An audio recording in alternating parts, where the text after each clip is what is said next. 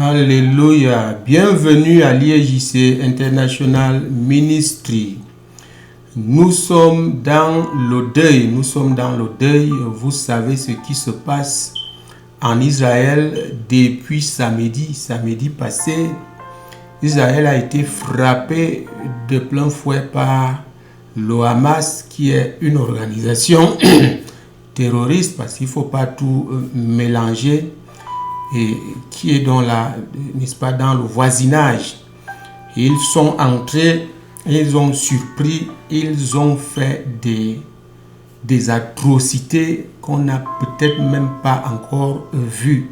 Donc nous sommes dans le deuil et je vous parle aujourd'hui pour vous exhorter à prier.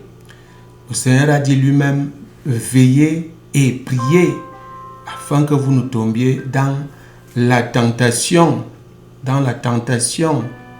Eh bien, voilà pourquoi je vous parle.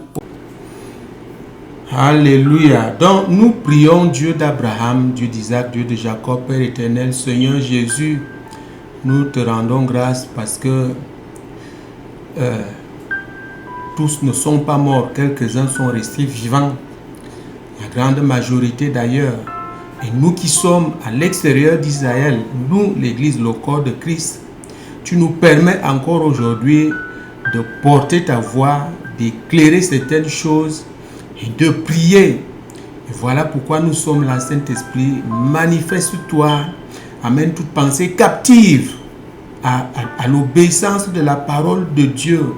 Tout esprit obscurantiste à l'obéissance de la parole de Dieu. Je couvre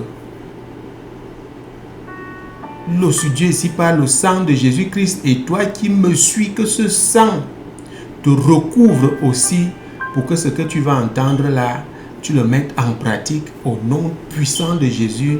Nous avons prié. Amen. Vous voyez le démarrage très timide de notre émission aujourd'hui. Je n'ai pas mis le générique parce que c'est cette atmosphère-là. Quand vous regardez les vidéos, les Israéliens et les étrangers qui sont là-bas disent que c'est une odeur de deuil partout, sur toutes les rues. Sur toutes les rues, on ramasse des corps et des corps et des corps, des centaines et des centaines mutilés, égorgés, même jusqu'aux petits-enfants. On a coupé les têtes. Vous comprenez, les vieilles personnes, les restes des victimes de l'Holocauste ont été aussi malmenés, amenés même captifs, n'est-ce pas, à Gaza. Donc c'est horrible, c'est terrible ce qui se passe. Je vais vous dire des choses aujourd'hui qui sont fondées. Ça ne vient pas de moi, ça vient de la parole de Dieu, que tout le monde doit écouter, peut-être mettre en pratique. Église, pas église. Je vous dis, si nous savons qu'il y a un Dieu, Dieu est vivant, il est vrai, il existe. Dieu est vivant. Jésus-Christ est vivant. Une vérité aussi, c'est que Satan existe. Satan existe. Eh bien, je vais vous montrer ici le fondement de certaines choses. Si on vous dit que quelque chose vient de la Bible, ne doutez pas, parce que c'est vrai. Parce que c'est vrai. Allons lire dans le psaume 119 et le verset 160. Le fondement de ta parole est la vérité, et toutes les lois de ta justice sont éternelles. Le fondement de la Bible est la vérité, parce qu'elle vient de Dieu, du Saint-Esprit, l'inspiration du Saint-Esprit. Tout ce qui a été dit là-dedans demeure jusqu'à l'avènement du Seigneur Jésus-Christ. Ça demeure, rien ne peut changer quoi que ce soit. Le monde doit seulement suivre. Le monde doit entrer petit à petit à l'église jusqu'à ce que le nombre que Dieu lui-même s'est fixé soit accompli. Et puis, eh bien que les choses continuent. Notre vie future avec Dieu dans l'éternité. Vous comprenez, nous pouvons donc lire aussi de cette parole que l'on trouve dans les épîtres. Les épîtres sont le prolongement de Jésus-Christ en passant par les apôtres. Donc, c'est le Saint-Esprit qui parlait. Nous pouvons lire ici en disant que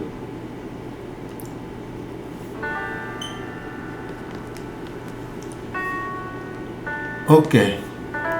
Nous savons que nous sommes de Dieu et que le monde entier est sous la puissance du malin. 1 Jean chapitre 5, verset 19. Nous savons que nous sommes de Dieu et que le monde entier est sous la puissance du malin. Le verset 20. Nous savons aussi que le Fils de Dieu est venu et qu'il nous a donné l'intelligence pour connaître le véritable. Et nous sommes dans le véritable en son Fils Jésus-Christ. Vous comprenez? Je tiens tout ceci de la parole de Dieu. Si tu dis Dieu, quel nom tu donnes à ce Dieu, ça te regarde. Mais sache que voici ce que Dieu a dit.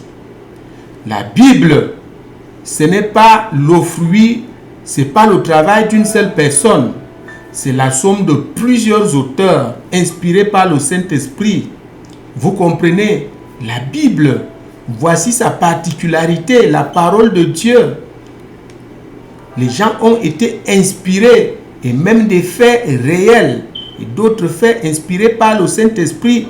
Ils ont mis ça dans la parole de Dieu qu'on appelle aujourd'hui la Bible, l'Ancien et le Nouveau Testament. L'Ancien Testament étant beaucoup plus, n'est-ce pas, les prophètes. Le Nouveau Testament, les évangiles, le Seigneur Jésus-Christ lui-même, les apôtres qu'il a laissés, c'est qu'eux, ils ont aussi écrit, plus Apocalypse, qui est donc aussi prophétique. Donc, la Bible a ceci de particulier, que c'est le fruit du Saint-Esprit. Et donc, l'émanation de plusieurs auteurs, pas un seul auteur. Si tu lis un livre aujourd'hui, tu le tiens pour je ne sais quoi, sache que c'est le fruit d'un homme. La Bible n'est pas le fruit d'un homme. Donc, plusieurs auteurs, voilà la particularité de la Bible. La parole de Dieu ou la Bible, elle est prophétique. C'est-à-dire que tout ce qui a été écrit là-dedans est en train de s'accomplir. Il reste juste peut-être 1% d'accomplissement pour que le Seigneur arrive. Elle est chronologique. Tout cela se fait dans les temps prévus par Dieu. Vous comprenez? Et de ce fait, elle est par conséquent cohérente. Vous comprenez? Tout ce qui est vrai est cohérent. Elle est cohérente. La parole de Dieu. Donc, nous allons visiter quelques écritures pour dire à certaines personnes, peut-être qui ne comprennent pas, que attention, attention, ce que Dieu a dit là, personne ne peut le changer. Personne ne peut le changer. Alléluia. Nous sommes là aujourd'hui pour dire qu'il faut prier pour Israël. Tout le corps de Christ doit prier pour Israël. Pour quelle raison? Premièrement, Israël est le choix de Dieu. Israël est l'épouse de Dieu pendant que l'Église est l'épouse du Seigneur Jésus-Christ. Nous devons donc prier. Vous allez me dire pourquoi encore prier? Mais la même parole de Dieu nous dit de prier pour tous les hommes. Vous comprenez? Quoi? 1 Timothée chapitre 2. Prier pour tous les hommes. Donc, Israël est le choix de Dieu. Ce n'est pas que Dieu a rejeté les autres, non. Mais la même Bible nous dit que les autres ont rejeté Dieu. Ils se sont fait leur propre Dieu. Voilà pourquoi nous avons eu le déluge. Dieu a dit, je vais décimer toute cette population. Ils se sont détournés de moi. La méchanceté règne sur toute la terre.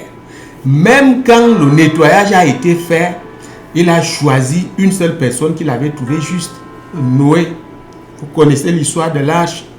Et nous sommes tous descendus donc de Noé. Tout ce qu'il y a comme peuplement sur cette terre aujourd'hui vient de Noé et ses trois enfants, n'est-ce pas, ses trois fils. Et voilà.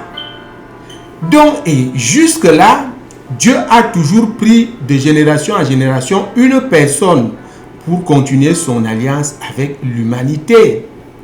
Et Israël, Jacob, a été le dernier choix de Dieu.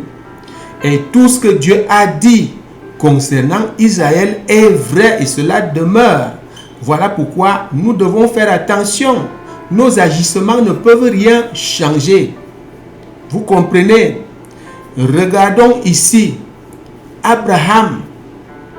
Vous comprenez? Abraham qui descend donc n'est-ce pas, du dernier fils de Sem et puis Térak qui fut le père d'Abraham.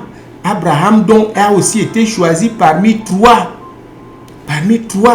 pour continuer cette alliance. Et voici ce que Dieu a dit à Abraham. Genèse chapitre 12. Je ferai de toi une grande nation et je te bénirai. Je rendrai ton nom grand et tu seras une source de bénédiction. Vous comprenez? Tu seras une source de bénédiction. Le verset 3. Je bénirai ceux qui te béniront et je maudirai ceux qui te maudiront et toutes les familles de la terre seront bénies en toi. Donc voilà, c'est le choix de Dieu. C'est le choix de Dieu. La deuxième raison, Abraham, n'est-ce pas, Israël si vous voulez, c'est une source de bénédiction et de salut pour le monde entier. Jésus-Christ lui-même a dit, le salut vient des Juifs. C'est grâce à ce peuple-là que Dieu a sacrifié son seul fils, le Seigneur Jésus-Christ, pour que nous aussi, nous soyons sauvés. C'est pourquoi on parle de corps de Christ aujourd'hui. Le corps de Christ, c'est donc nous qui avions été adoptés. On ajoute donc Israël qui est, n'est-ce pas, l'olivier, n'est-ce pas, naturel. Nous, on a été greffés là-dessus. Donc, c'est une source de bénédiction et de salut pour le monde entier. Vous voyez le verset 3 ici. Toute la terre sera bénie en toi. Toutes les familles de la terre seront bénies en toi.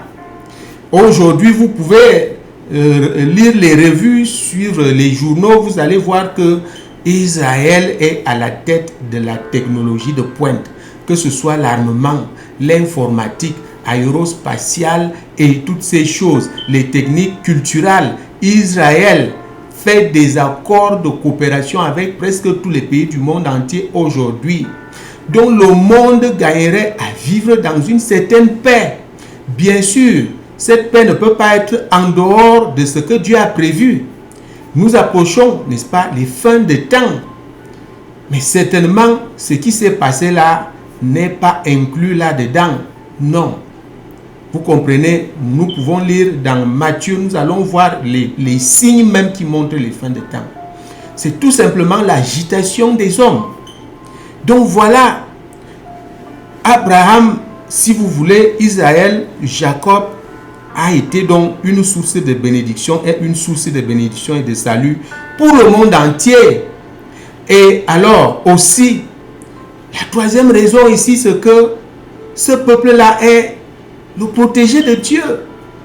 Dieu lui-même protège ce peuple. De temps en temps, il est tombé, il a relevé lui-même. Ah oui, il a relevé lui-même. Vous comprenez? Donc, le monde doit faire attention à ce peuple. Il dit, je maudirai celui qui maudira Israël. Je bénirai celui qui bénira Israël. Combien de fois alors si tu touches à ce peuple, comme ça a été le cas, je peux vous dire, la riposte que vous voyez là, ça peut même tout simplement être la somme des pensées des hommes. Dieu n'a encore rien fait. Il n'a encore rien dit. Quand Dieu va se lever, eh bien, quel sera le sort de ceux qui se sont levés contre son peuple? Je vais te dire aujourd'hui, tu es un enfant de Dieu, tu es à l'église, tu es déjà aussi le peuple de Dieu. Donc, voilà ça. Voilà ça. Et nous pouvons trouver dans le prophète Zacharie avait dit, car ainsi, n'est-ce pas, Zacharie, chapitre 2 et le verset 8. Car ainsi parle l'Éternel des armées, après cela viendra la gloire, il m'a envoyé vers les nations qui vous ont dépouillé, car celui qui vous touche, touche la prunelle de son œil. Israël est la prunelle de l'œil de Dieu. Toi aussi, le chrétien, aujourd'hui, tu l'oublies de temps en temps. Nous sommes la prunelle de l'œil de Dieu. Rien ne peut se passer, rien ne peut t'arriver, n'est-ce pas, s'il n'y a pas une petite fuite. Et voilà pourquoi nous allons prier aujourd'hui. Nous allons prier aujourd'hui pour la solidarité des leadership du peuple d'Israël. Faisons très attention. Il peut y avoir des grands prophètes, mais il y a ce qu'on appelle les autorités d'une nation. N'est-ce pas? La Bible nous dit que toute autorité est établie de Dieu. Si l'autorité d'une nation n'est pas écoutée, vous comprenez, des choses peuvent arriver. Donc nous prions au nom puissant de Jésus-Christ, qui est solidarité dans le leadership du peuple israélien au nom puissant de Jésus, qu'il soit d'accord sur toutes choses, et même pourquoi pas passer au vote, au référendum pour les lois qui doivent être votées pour le grand bien, non seulement d'eux, mais même de tous leurs voisins. Nous prions au nom puissant de Jésus-Christ, qui est cette solidarité-là. Au nom de Jésus, la division peut ouvrir les portes. Mais même s'ils ont ouvert les portes eux-mêmes, toi qui viens là les toucher, Dieu dit que c'est la prunelle de son œil. Dieu va te toucher. C'est pourquoi aussi, je ne te conseille pas de mettre ta main sur les serviteurs de Dieu. Tu persécutes l'église, eh bien, tu vas connaître le même sort que l'apôtre Paul. Mais Paul, lui, il a été sauvé. Je ne suis pas sûr que toi, tu seras sauvé si tu persécutes les enfants de Dieu. Donc, voilà, c'est ce que je tenais à vous dire aujourd'hui. Nous prions maintenant pour les familles. Je vous dis, les familles sont dans les pleurs, dans les expectatives, dans les attentes, dans vous comprenez que les jeunes sont partis à cette fête et puis d'autres sont partis au tourisme, ainsi de suite, se balader, et il y a une éruption tout de suite, des coups de feu et des milliers de morts on en compte aujourd'hui. Les familles, certains des membres qui sont restés vivants cherchent leur personne. Ils ne savent pas leur sort. C'est plus pesant. Vous comprenez? Il vaut mieux savoir que oui, il est mort, il est parti. Peut-être oui, il a été amené captif. Mais quand on ne sait rien du tout, on ne peut pas faire le deuil. Nous prions au nom puissant de Jésus-Christ qu'Israël, avec sa technologie de pointe, parvienne à identifier les corps, même déjà aussi qui se décomposent après 4 jours, qu'ils parviennent à retrouver l'ADN de chaque personne dont on a retrouvé les corps. Aussi, que ceux qui ont été amenés captifs soient relâchés, que les anges de Dieu interviennent, et que ceux qui ont été amenés captifs soient relâchés. Au nom puissant de Jésus-Christ, nous avons prié. Amen. Alléluia. Tout le monde doit continuer à prier pour soutenir Israël. Eux-mêmes, ils le disent, que nous savons que le monde entier prie pour nous. Quelle que soit la personne qui va nous attaquer, nous serons toujours vainqueurs. Prions. Dieu a dit qu'il faut prier pour soutenir les autres. Il faut intercéder pour Israël. Toi, l'église, aujourd'hui, tu as été sauvé à cause d'Israël. Dieu a voulu les rendre jaloux pour un peu de temps. Maintenant, l'apôtre Paul, inspiré par le Saint-Esprit, dit, c'est à l'église aujourd'hui aussi de prier pour cet Israël-là. Nous devons donc continuer à prier. Je vais vous laisser là et que le Seigneur vous bénisse. Il faut prier, il faut continuer de prier pour Israël. Au nom puissant de Jésus-Christ, nous avons prié. Amen.